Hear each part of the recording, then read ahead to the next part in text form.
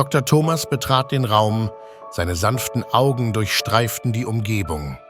Die Luft war schwer vor Angst und ein einsames Wimmern hallte aus der Ecke wider.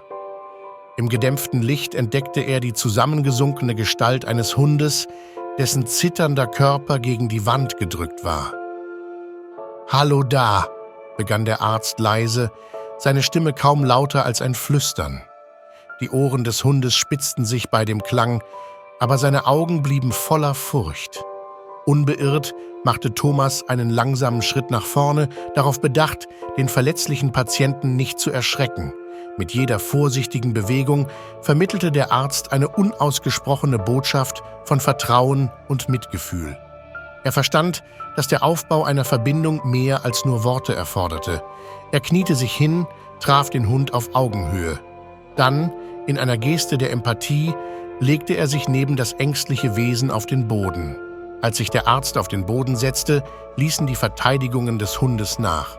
Thomas positionierte sich mit dem Rücken zur Ecke, bildete eine schützende Barriere auf einer Seite. Die angespannte Haltung des Hundes ließ nach, als es spürte, dass der Arzt da war, um zu schützen und zu unterstützen. Den nächsten Schritt in der Pflege einer Bindung machend, griff der Arzt in seine Tasche und zog einen Beutel mit Leckereien heraus. Er legte behutsam eine Spur von Leckerlis, die weg von der Ecke führte, und schuf einen Weg für den Hund zu erkunden. Erschöpft und ausgehungert gab der Hund schließlich seinen Instinkten nach. Er wagte sich vorsichtig vorwärts, der verlockenden Duftspur der Leckereien folgend. Die Zögerlichkeit des Hundes schwand, als er erkannte, dass das Angebot keine Falle, sondern eine Einladung zu einem neuen Anfang war. Dr. Thomas beobachtete mit einem warmen Lächeln, wie der Hund aus der Ecke hervortrat, seine müden Augen jetzt mit einem Hauch von Hoffnung erfüllt. Langsam streckte er seine Hand aus und ließ den Hund in seinem eigenen Tempo näher kommen. Die Zeit verging und Minuten wurden zu einer halben Stunde.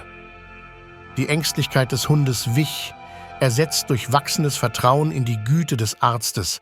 Er kletterte behutsam auf Thomas' Schoß, suchte Trost und fand Geborgenheit in seiner sanften Anwesenheit. Das einst misshandelte und misstrauische Wesen hatte einen sicheren Hafen gefunden, einen Ort, an dem Furcht in Freude verwandelt werden konnte. Der Hund erlaubte sogar, geküsst und gestreichelt zu werden. Liebe Freunde, wenn euch das Video gefallen hat, setzt ein Like und abonniert den Kanal.